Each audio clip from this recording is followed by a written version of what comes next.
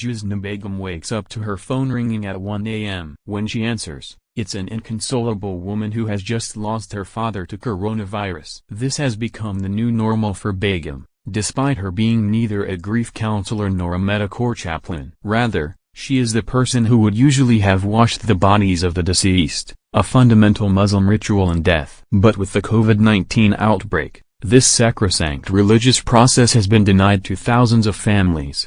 Begum, 45, has been inundated with distressed phone calls, and she warns that the impact is worsening the mental health toll on a community already disproportionately hit by the pandemic. Not only did these families lose someone, they felt they couldn't get closure as they were unable to go through the correct Islamic processes before burial, she told The Guardian. We couldn't wash the bodies at all, so the deceased were being buried in the clothes that they went into hospital in.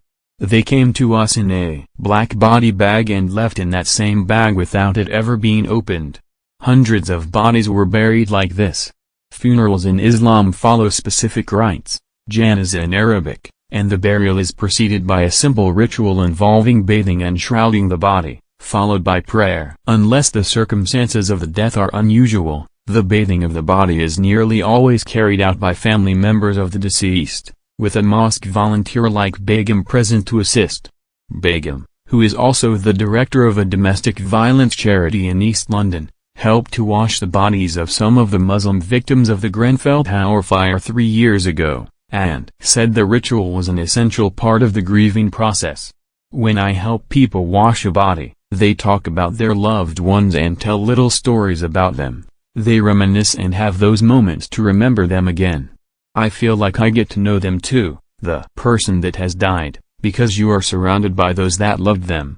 This time has reminded me of Grenfell, all that horror that the community suffered. There are many similarities even though they are two very different events. There is so much sadness with what has happened with those that died during COVID. Begum describes how the body is washed in a similar way to that of a newborn baby. The hair is shampooed, the nails are cleaned and the body is fully cleansed before being wrapped in a shroud, 5 pieces of white cotton cloth for a woman and 3 for a man.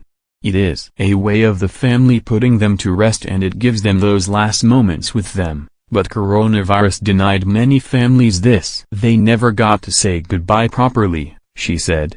An analysis by the Office for National Statistics of coronavirus-related deaths across England and Wales by ethnicity has shown people from a Black, Asian and minority ethnic (BAME) background are at a greater risk of their death involving the virus. Meanwhile, a report published by Public Health England last month found that people of Bangladeshi heritage are dying at twice the rate of their white counterparts. Other BAME groups had between 10% and 50% higher risk of death. Begum, who is of Bangladeshi heritage, says the inability to carry out the correct burial rituals due to COVID-19 eventually resulted in community elders beginning to take the pandemic seriously. There was a definite delay with people in this community realizing the severity of what was going on, but once word started to get round that the janazah wasn't being carried out properly, the elders started to panic and really began to understand what was happening. It was a definite wake-up call for many, she said. In Bangladeshi communities, inequality within clinical commissioning, where the health needs of smaller population groups have consistently and historically not been met, has been cited as a factor in the higher death toll. Other contributing factors include the high number of BAME key workers, language barriers and the fact many members of these communities live in multi-generational households. Begum, whose mother-in-law recently died of coronavirus, added, "There will be lasting trauma.